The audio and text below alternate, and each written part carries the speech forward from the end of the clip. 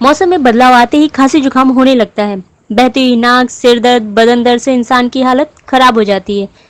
इससे तुरंत राहत पाने के लिए लोग कई सारी दवाइयों का सहारा लेते हैं। इन दवाओं से खांसी जुकाम तो ठीक हो जाती है, मगर सेहत पर गलत असर पड़ता है। ऐसे में आज हम आपको कुछ ऐसे आसान से नुस्खे बताएंगे जो बिना साइड इफेक्ट के खांसी जुकाम ठीक कर देगी।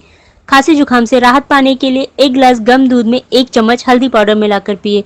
तुलसी खांसी जुकाम के लिए किसी औषधि से कम नहीं है।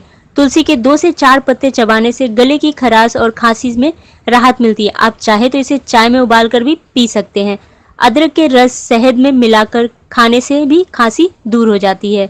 बलगम होने पर रात को सोने से पहले दूध या चाय में अदरक उबालकर पिए। आपकी सेहत में जल्दी सुधार आएगी।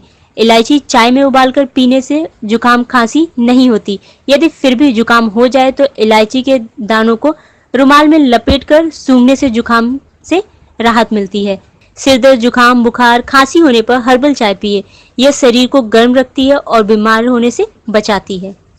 दोस्तों, आप बिना किसी रुकावट के नई नई रोचक जानकारियों से अपडेट रहने के लिए स्क्रीन पर दिख रहे सब्सक्राइब का बटन दबाकर बेल आइकॉन अर्थात घंटी के बटन को दबाना ना भूलें। धन्यवाद।